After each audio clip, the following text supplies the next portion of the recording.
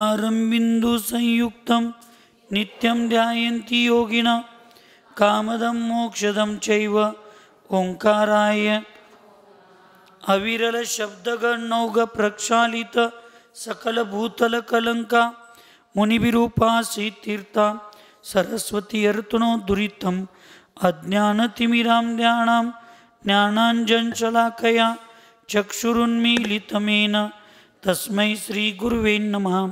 श्री परम गुरुभ्यो नमः। परंपराचार्य गुरुभ्यो नमः। सकल कलुष विध्वंसकं श्रेयसां परिवर्धकं धर्म संबंधकं भव्य जीव मनः प्रतिबोधकारक मिदं शास्त्रं श्री श्रोतार मूलाचार प्रदीप नामदेव अस्य मूलग्रंथकर्तार श्री सर्वज्ञ देवा सुदूत्र ग्रंथकर्तार श्री गंधर्देवा प्रति गणधर्देवा तेषां मोचोनुसार मासाद्य सकल कीर्ति आचार्येण विरचितम् इदं शास्त्रं श्रोतार सावधानतया शृण्वन्तु। मंगलं भगवान् वीरो मंगलं गौतमो गनि मंगलं कुन्दकुन्दाद्यो जैनधर्मोऽस्तु मंगलं सर्वमंगलमांगल्यं सर्वकल्याणकारकं प्रधानं सर्वधर्माणां जैनं जयतु शासनं वंदे विद्यासागरं वंदे सन्मति।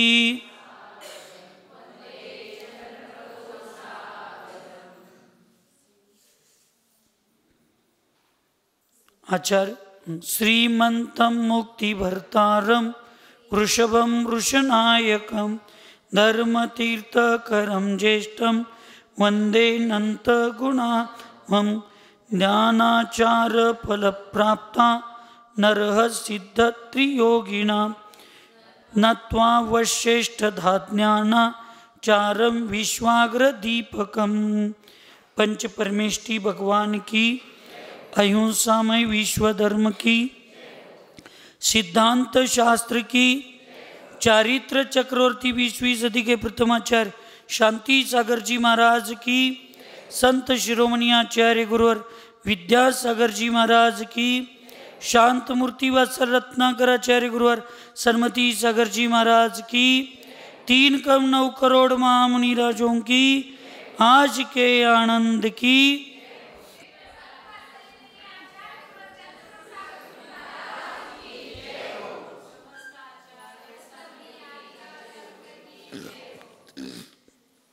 आचार्य भगवंत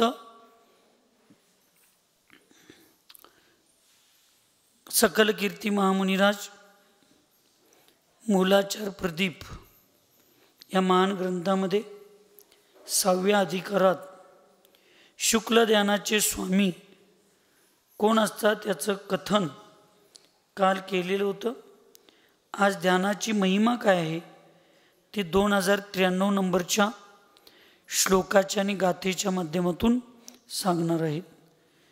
यादृशं सिद्ध सादृश्यं स्वात्मानं ध्यायति स्फुटं तादृशं निर्मलं योगी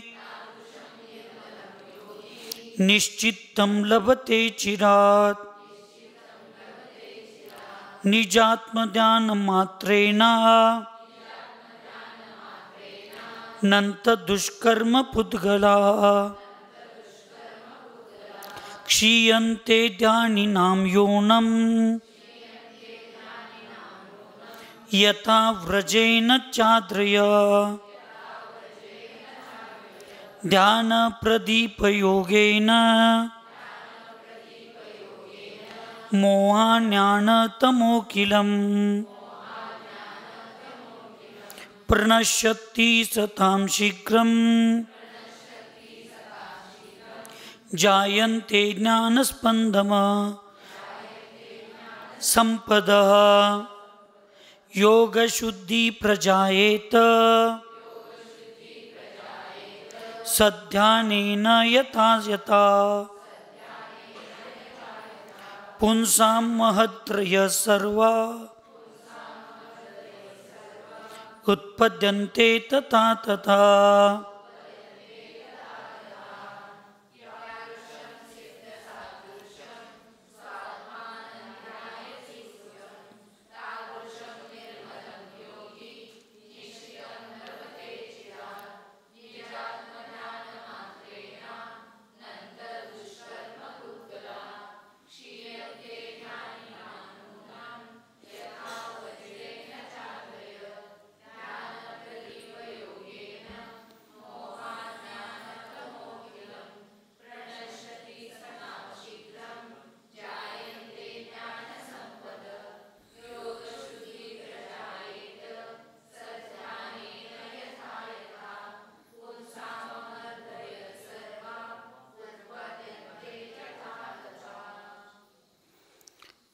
यादृशं सिद्ध सादृश्यं स्व आत्मानं ध्यायति स्फुटं तदृशं तादृशं निर्मलं योगी निश्चितं लभते चिरात. म्हणजे योगी जी माणसं असतात ते ज्या पद्धतीनं आपल्या आत्म्याचे परिणाम ठेवतील तितक्या त्या प्रमाणात त्याच्या आत्म्याची शुद्धी होत जाते. योगी पुरुष म्हणा सिद्ध के समान अपने निर्मल आत्मा का जैसा ध्यान करते हैं वैसे ही शीघ्र निर्मल आत्मा की प्राप्ति उन्हें अवश्य होती है, हो जाती है.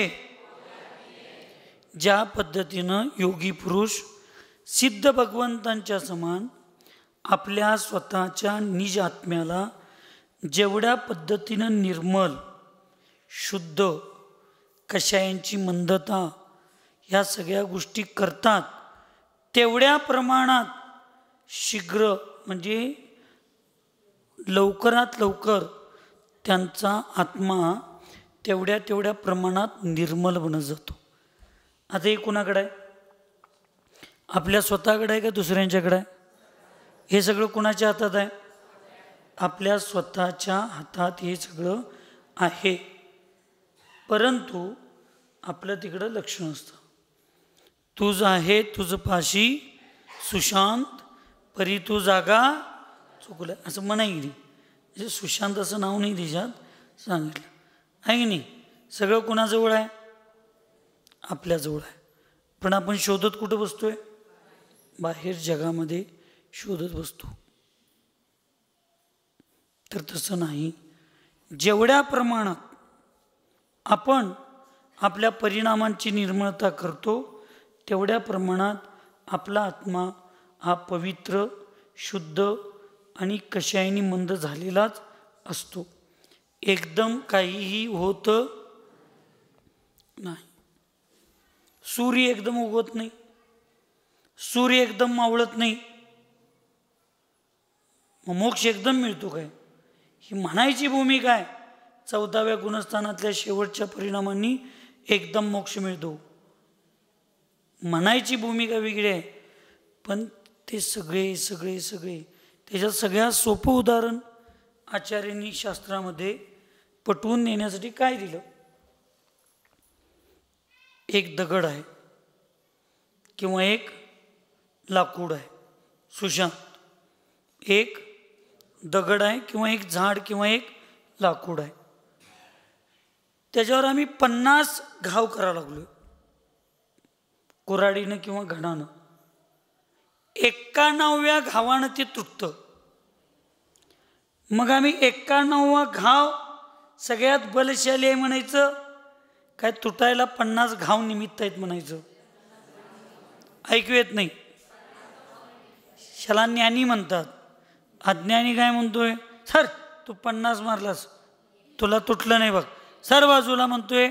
आणि तू एक गाव घालतो बघ, एक मारलो आणि म्हणजे सगळ्याचं कर्तृत्व स्वतःला घ्यायला बघतोय. खरं आहे काय खोटं आहे? ऐकू ना सुनांनो, मी तुमच्या घरात लग्न करून आलो म्हणून तुमच्या पोरग्याला नोकरी लागली म्हणजे आईबापांनी काही शिकवलंच नाही तर वा हाय कडक लक्ष्मी करत स्वतःला गृहलक्ष्मी समजते. असं आहे. खरं सांगा, आपण हेच म्हणतोय की नाही? जनरली काय चालू आहे? आज मी म्हणतो माझ्या अकॅडमीत ती सृष्टी काडगी आले, STI झाली, आमच्यामुळं ती अधिकारी झाली. मग तिच्या आईबापांनी तिला ग्रॅज्युएशन होईपर्यंत काही शिकवलं नाही? ज्या कॉलेजमध्ये ज्या हे तिचं पहिलीपासून हे चालू आहे. आज ती अधिकारी होण्यामध्ये पहिलीच्या मराठी शाळेतल्या बाईपासनं हायस्कूलमधल्या मॅडम सरपासून कॉलेजमधल्या प्रोफेसर सरांच्या पासून आणि आमच्या अकॅडमीतले सगळीजण प्रत्येकाचं काही ना काहीतरी वाटायला लक्षात ठेव. प्रत्येकाने एक एक एक एक घाव गाठल्यात. आपल्या अकॅडमीने फक्त शेवटचा एक घाव गाठला. हे स्वीकारायला पाहिजे आम्ही लोक. पण प्रत्येक जण बघा आज हे सगळे शैक्षणिक क्षेत्रातले अकॅडमी हे ते सगळं आमची विद्यार्थिनी आम्ही असं केलो आम्ही असं केलो. त्यांच्या आईबापाने तुझ्यात 5 लाख भरलंच नसतं तर हे तुलाही हुशार आहे तुला फुकट शिकवतो ये म्हणून कुणाला फुकट शिकवलाय. आईबापाने 5 लाख भरून तुझ्यात घातलं म्हणून ती तेवढ्या मोठी झाली. त्या आईबापांचं कुठं तर कौतुक झालं पाहिजे. त्या कष्टातून शिकवणाऱ्या लोकांचं कुठं तर कौतुक झालं पाहिजे. तसं इथं कर्म सांगतं. इथं धर्म काय सांगतोय 14व्या गुणस्थानातील शेवटचे परिणाम साक्षात आत्म्याला परमात्मा बनवण्यासाठी कर्मातून मुक्त करण्यासाठी निमित्त आहे. पण खालनच जर आम्ही 4थ्या गुणस्थानात सम्यक दर्शन प्राप्त करून एक एक एक एक प्रकृतींचं संवर करत एक एक पाप कर्मांना आम्ही कमी करत करत करत करत करत जर 14व्यात आलो नसतो तर एकदम 14व्यात आम्ही गेलोय. म्हणून साक्षात कारण आणि परंपरागत कारण हे दोन्ही कारण एक चांगल्या कार्याला आणि एक वाईट कार्याला निमित्त असतात. साक्षात कारण केवळ ज्ञानाला काय आहे 12व्या गुणस्थानातील शेवटचे परिणाम. 12व्या गुणस्थानातील शेवटचे परिणाम. आणि परंपरेनं निमित्त काय आहे 4थ्या गुणस्थानातल्या प्रवेश केलेल्या पहिल्या समयापासून 12व्या गुणस्थानाच्या सेकंड लास्ट समयापर्यंतचे सगळे जो काल आहे तो परंपरेनं निमित्त आहे. त्यातली चर्या क्रिया तपस्या स्वाध्याय सगळे निमित्त आहेत. ह्या दोन्ही गोष्टी आम्ही स्वीकारल्या पाहिजेत. आज राहुल भैयांना आम्ही दीक्षा द्यायला लागलोय. मग आम्ही म्हणायचं काय राहुल भैया फक्त माझाच शिष्य आहे माझाच भक्त आहे. राहुल भैयांना माझ्यापर्यंत येण्यासाठी सुरुवात जरी माझ्यापासून झाली असली तर या मधल्या काळात आचार्य भगवंत विद्यासागर महाराजांचे त्यांच्या संघातल्या साधूंचं शांती विद्यामध्ये काम करत असताना शांती विद्येतल्या सगळ्या कार्य किंवा तिथं असलेले शिबिर तिथं झालेल्या स्वाध्याय सगळ्या गोष्टी सन्मती संस्कार मंचमध्ये सुरुवातीला काम केले. तिथले शिबिराचे निमित्त वीर सेवा दलामध्ये काम केले. त्या निमित्तानं काही धर्मध्यान करायला त्यांना संधी मिळाली. ह्या सगळ्यांचं कुठं ना कुठं तर कमी जास्त पर्सेंटेजमध्ये आज त्यांनी माझ्यापर्यंत येण्याला हे सगळं निमित्त आहे. आणि मी जर म्हणायला लागलो तर नाही नाही माझ्यापासूनच सुरुवात झाली ती माझ्यापाशी आले ते माझेच होते दुसऱ्यांचा काय संबंध आहे असा म्हटला तर तो हट्टवाद होईल कर्तृत्वभावत. स्वीकारायला पाहिजे वास्तविक माझ्यापासून गेल्यापासून माझ्यापर्यंत येऊपर्यंत ज्या मधल्या काळामध्ये आजच्या असल्या दुष्यम काळामध्ये त्यांच्या परिणामांची स्थिरता ठेवायला मग हे शांतिविद्याची शिबिर असतील आचार्यशींच्या संघातल्या सगळ्या साधूंचं महाराज माताजींचं ब्रह्मचारिणींचं मिळालेलं सान्निध्य असेल त्यांनी केलेली तपश्चर्या त्या तपश्चर्येला केलेल्या संयोगाला निमित्त असणारे सगळे श्रावक श्राविका जेवढा आज मी निमित्त आहे तेवढी ही सगळी लोक आजच्या दीक्षेला निमित्त आहेत. अहंकार करून ही पहिला भूमिका त्या गुरूंच्या हृदयात असली पाहिजे. हा अहंकार नसला पाहिजे ते माझे शिष्य आहेत माझे शिष्य आहेत माझ्यापाशी दीक्षा घेणार आहेत. गुरूंच्यात तेवढी नम्रता असेल आणि ज्योतिताईच्या भाषेत तेवढे कशाही मंद असतील तर ते शिष्यात तेवढी मंद कशी येणार. गुरुच म्हणा लागलेत तो माझा आहे माझ्याशिवाय दुसरं काही नाही. माझा आहे, माझ्याशिवाय दुसरं काही नाही. कसं शक्य असेल सांगा बघा. म्हणून सुनांनो, तुमचा नवरा आज किती जरी चांगला असला, यशस्वी असला, तर तुम्ही असं समजू नका त्याला सर्वस्वी तुम्ही जबाबदार आहे. त्यांच्या आईवडिलांचे सुद्धा कष्ट, त्यांच्या आईवडिलांचे संस्कार, त्यांच्या आईवडिलांचं योगदान, त्यांच्या आईवडिलांचं बलिदान हे फार निमित्त आहे. असं प्रत्येक क्षेत्रामध्ये आपण आपलं कर्तृत्व सोडून कर्तव्याची भूमिका घेऊन त्याच्या अगोदरच्या पण लोकांच्या उपकाराची त्या व्यक्तीला पण जाणीव असली पाहिजे, आपल्याला पण जाणीव असली की असे जीव मोक्षाला जायला फार वेळ लागत नाही. पण हे दोघांच्यात असलं पाहिजे. घेणारा चंद्रभूष सागर माझे एकटेच गुरु आणि देणारा राहुल भैया माझाच शिष्य, असं जर आम्ही दोघं पण एकांतवादी आतंकवाद्यागत जर वागायला लागलो, तर आतंकवादी लोकांचा शेवट कसा असतो तसाच धर्मात होणार आहे. काय होणार आहे दुसरं?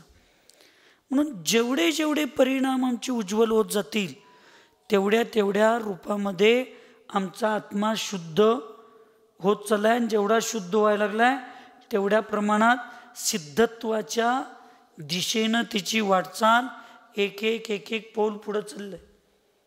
असं म्हणणार नाही मी अर्धा सिद्ध झाला आहे. अर्धा सिद्ध नाही.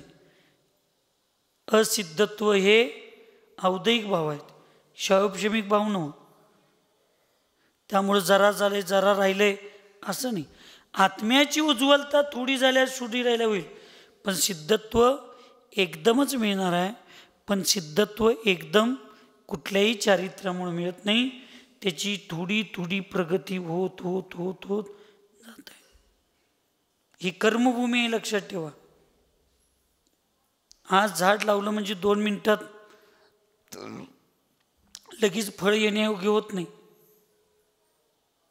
त्यामुळं त्याची जशी भूमिका आहे तशी सिद्धत्वाला प्राप्त करण्याची भूमिका आहे. म्हणून इथं सांगितलं की आत्मा जसे जसे आपले निर्मळ परिणाम होत जातील तसं आत्मा ध्यान करतो आणि निर्मल आत्म्याची प्राप्ती हळूहळू प्रमाणात त्याला होत जाते.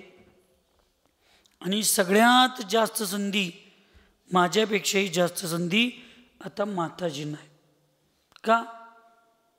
आता सगळे विकल्प सोडले. काय विकल्प नाही, कुठलाही विकल्प नाही. ना माताजींनी मी दीक्षा दिलेल्या माताजींच्या भविष्याची काळजी नाही, न मी आशीर्वाद देऊन निर्माण करणाऱ्या कुठल्या मंदिराचं मला विकल्प नाही, ना मला कुठल्या बाहेरच्या श्रावक श्राविकांचा विकल्प नाही. आता माझे संबंध फक्त मी, माझा आत्मा आणि माझे परिणाम याच्याशी स्थिर राहिलं पाहिजे.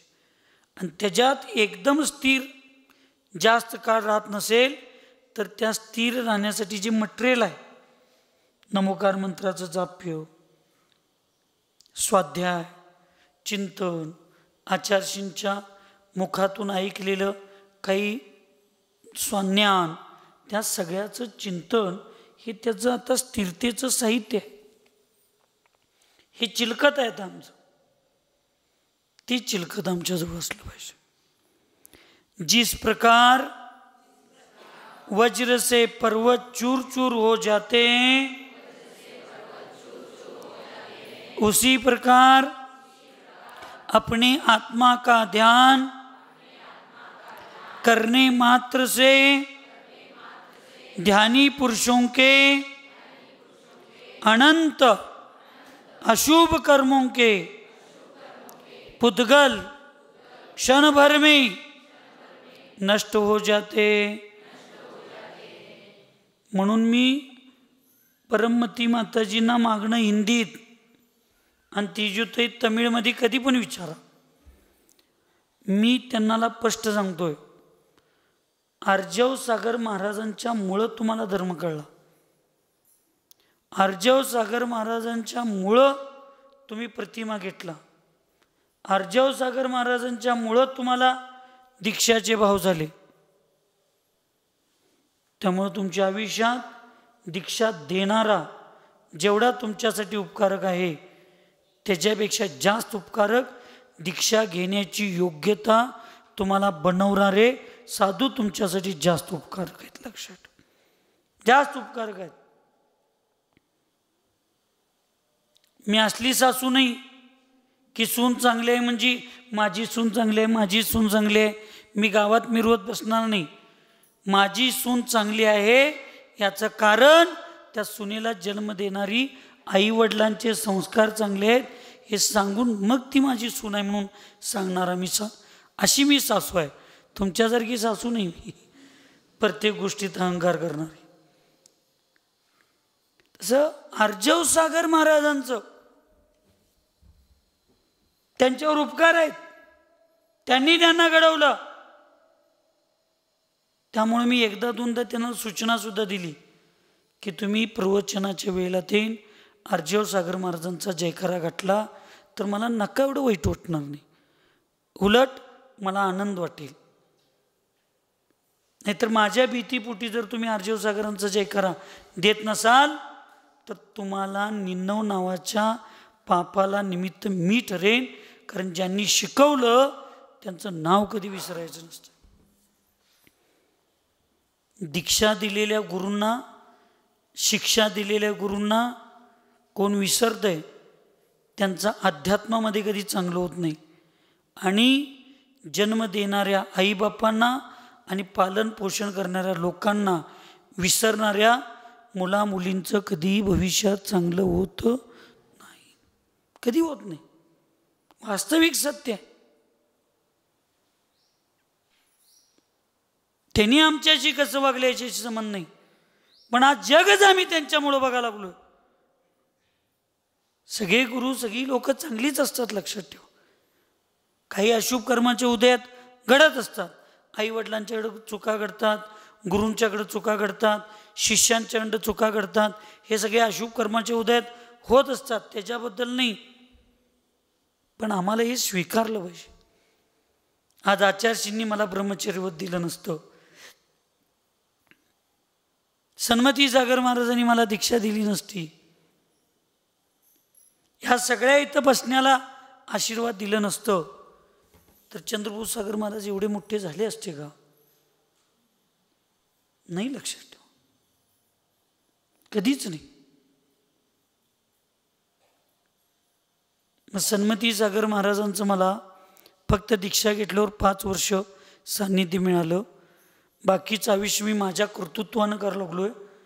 अरे ते 5 वर्ष ना तुला 5 भावात मोक्षाला न्यायला निमित्त असणार आहेत. ते 5 वर्षाची किंमत तू या 50 वर्षाची करू नकोस. सौ सुनार की एक लोहार की. सामान्य लोकांच्या संगतीत 50 वर्ष शिकणं आणि गुरूंच्या सानिध्यात 5 मिनिटं शिकणं याची कधी योग्यता बरोबरी करता येणार नाही. हे वास्तविक मला कर्म कळतंय.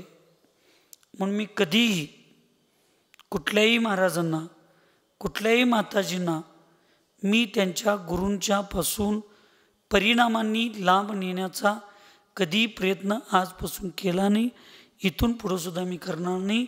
उलट मी गुरु शिष्यांना कसं जोडता येईल, गुरु शिष्यांचं प्रेम कधी कसं अबाधित ठेवता येईल, त्यांचं एकमेकाचं समर्पण कसं सुरक्षित ठेवता येईल याचा प्रयत्न करण्याचा मी प्रयत्न करतो. कधी कधी माझ्या पण अशुभ कर्माच्या उदयात घडत असतील चुकीच्या गोष्टी, नाही म्हणत नाही, पण अंतरिंगातनं कधीही करायचं नाही. एवढी एक शिका बास. तुमच्या अशा कुठल्याही कर्तृत्वानं कुठले आई वडील कुठल्या मुलांच्या पासून बाजूला होणार नाहीत. कुठली मुलं आई वडिलांच्या पासून बाजूला होणार नाहीत. कुठले शिष्य गुरूंच्या पासून वेगळं होणार नाहीत. कुठले गुरु शिष्यांच्या पासून वेगळं होणार नाही. कुठली पत्नी पतीपासून वेगळी होणार नाही. कुठला पती पत्नीपासून वेगळी होणार नाहीत. 2 भावाभावांच्यात आमच्यामुळं कधी अंतर होणार नाही. एवढा फक्त नियम ह्या पंचम कालात घ्या, तुम्हाला कुठलाही धर्म करायची गरज नाही, सगळ्यात प्रामाणिक धार्मिक तुम्ही. आम्ही दीक्षा घेऊन आणि तुम्ही सगळे धर्म करून जाता जाता जर 4 घरात आम्ही जर विष कालवत असेल तर काय करायचं? आम्हालाही आमच्या लोकांच्या बद्दल सूचना येतात, तुमचा अधिकार आहे, तुम्ही थांबवा, तुम्ही असं करा. प्रत्येकाचं स्वातंत्र्य आणि शक्ती वेगवेगळी लक्षात ठेवा. आपण कुणाला काही अडवू शकत नाही, सूचना देऊ शकतोय. कुणाच्या दीक्षेमध्ये कशाला अडवू येऊन चारित्र्य मुनी कर्माचा बंद अहंकारानं करायचा? उलट आपण भगवंतांच्यापाशी प्रार्थना करायची, जे मला चुकीचं वाटा लागले ते भगवंत मधल्या काळामध्ये ते चुकीचं सगळं संपवून चांगलं कसं होईल याच्यासाठी भगवंत त्या समोरच्या लोकांना शक्ती दे, पुरुषार्थ दे. आपण भाव चांगले केले पाहिजेत, तरच आपल्या परिणामांची उज्ज्वलता होणार आहे. म्हणून ज्या प्रकारे वज्र पर्वताचं चूरचूर केलं जातं करतो, त्याच प्रकारे आपल्या आत्म्याची ध्यान करण्यानं आपल्या आत्म्याचं ऐका, इथं आपला आत्मा ध्यान केल्यानं म्हटलं नाही, ऐका लागलाय काय? झोपाला आहे परममती माताजी? हां, ऐकालो ऐकालो. आनम तानम कछुन जानम गुरुजी वाक्यम प्रमाण. काय विकल्प नाही. पण बायका एवढ्या हुशार असत्यात, त्याचं सगळ्यात मोठं प्रचिती परममती माताजी. नुसतं आता माझ्या बोलण्याच्या ॲक्शनवरनं मी काय सांगायला लागलोय हे 50% आता बोलायला लागली. म्हणताना मी तिच्या पुढं आता कुणावर काय बोलतच नाही.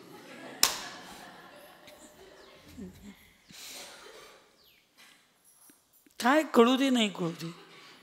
बघा तुम्ही त्यांच्या चेहऱ्याकडे बघा, जेवढं तुमचं रिॲक्शन नसतंय, तुमचा प्रतिसाद जेवढा माझ्या बसतायचा एंडेल तेल पेल्यागत, पण ते बघा चंदनाच्या फुलाचा काय तेलाचा वास घेतल्यागत असते.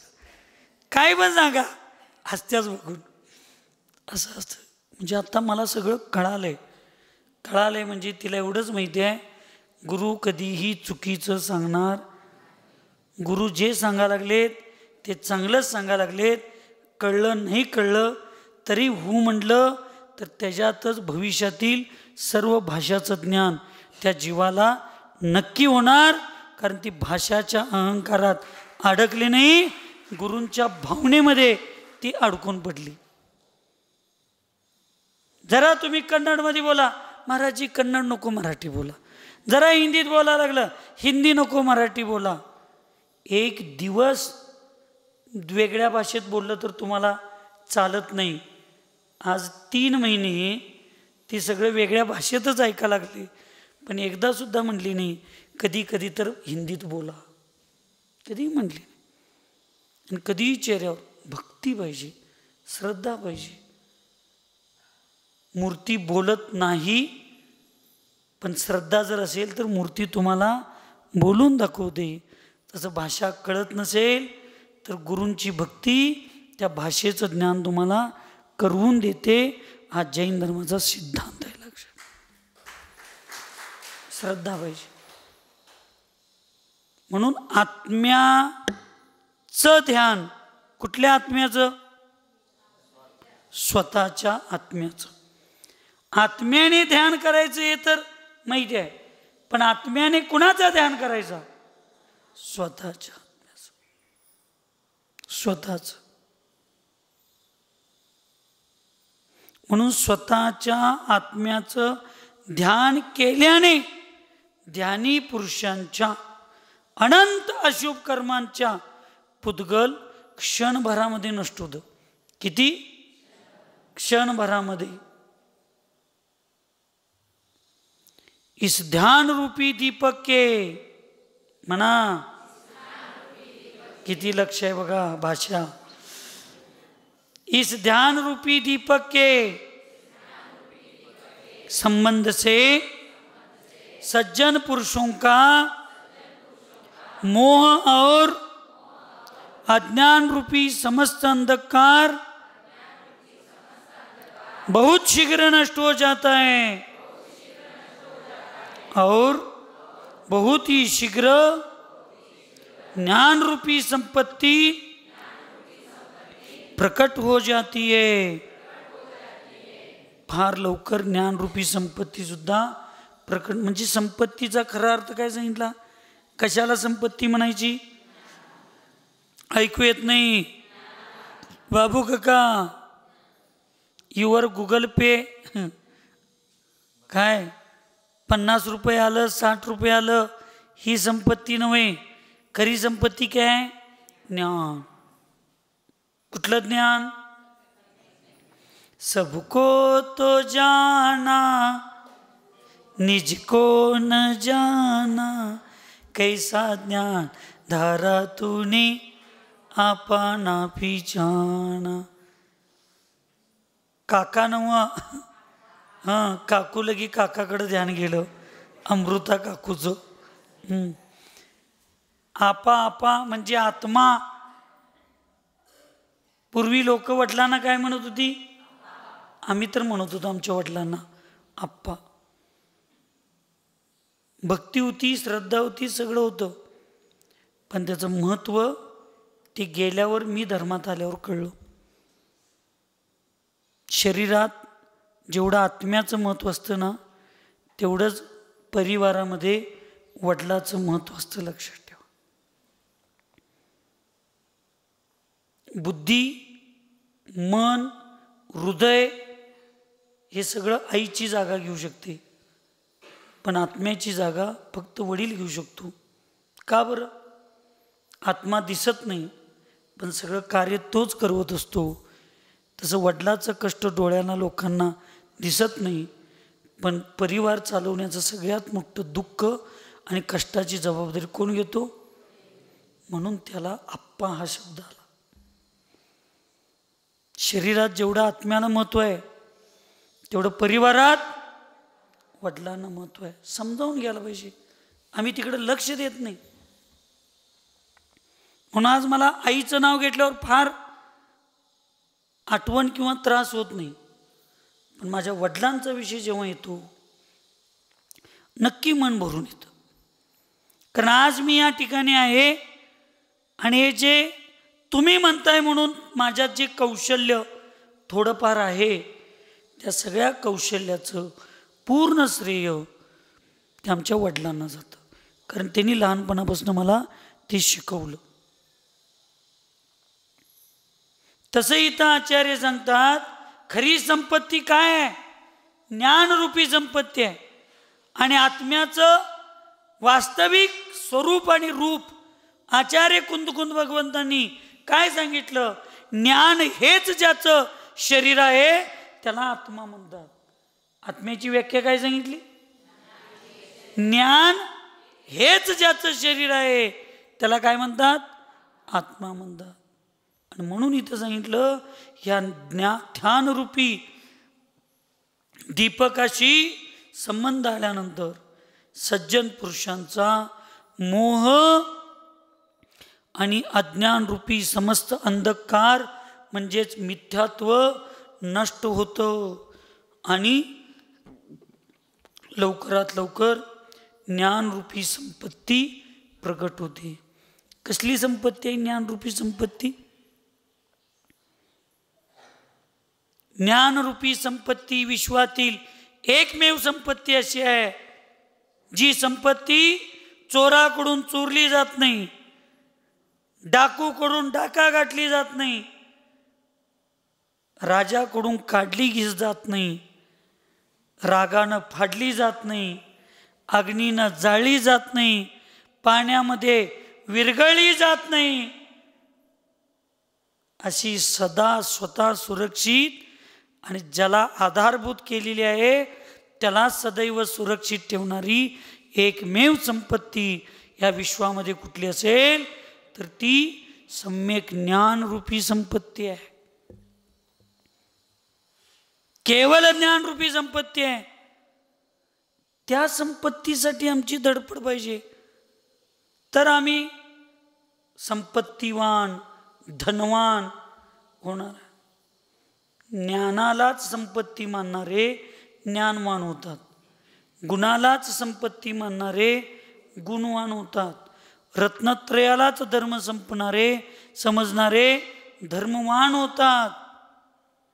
आम्ही बाहेरच्या संपत्तीत इतके अडकून पडलोय की ती वास्तविक संपत्ती मला माझ्या खऱ्या संपत्तीपासून दूर घेऊन चालले.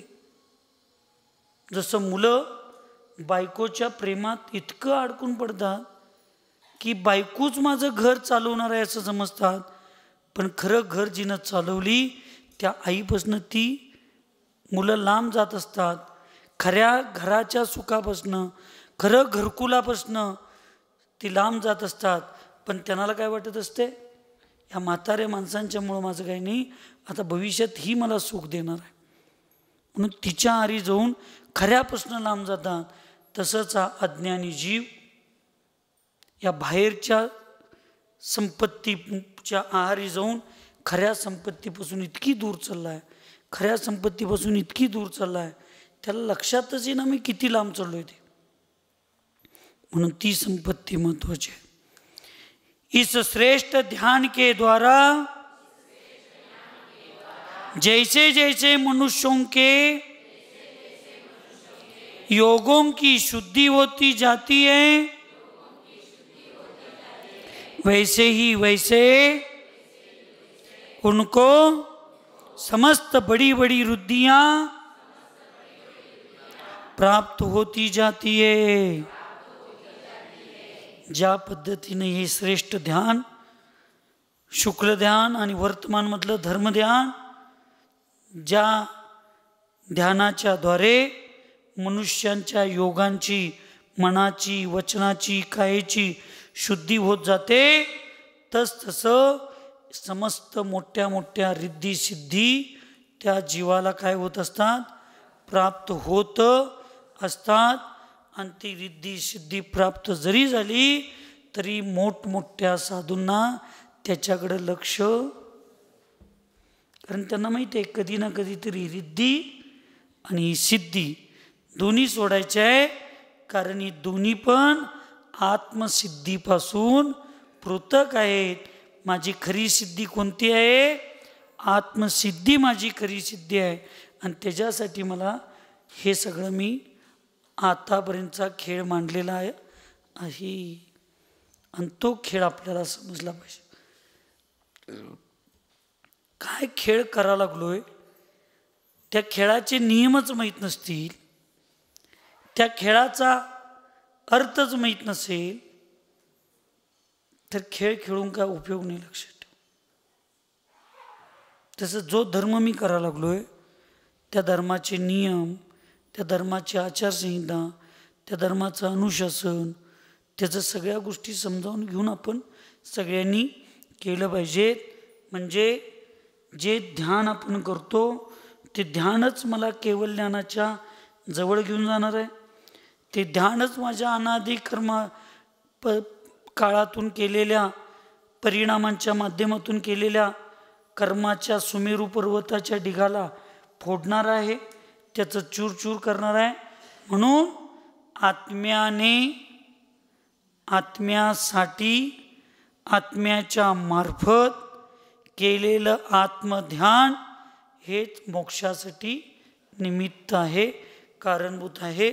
आणि ते सगळं ध्यान तुम्हाला मला करण्याचं सामर्थ्य, पुरुषार्थ आणि त्या ध्यानाचं ज्ञान तुम्हाला आम्हाला निर्मळ ज्ञानाची प्राप्ती होऊ दे, अशी भावना या ठिकाणी करून सुखी रहे सब जीव जगत में, कोई कभी न घबरावे, वैर पाप अभिमान छोड़ जग, नित्य नई मंगल गावे. ओम नमः. सबको क्षमा, सबसे क्षमा.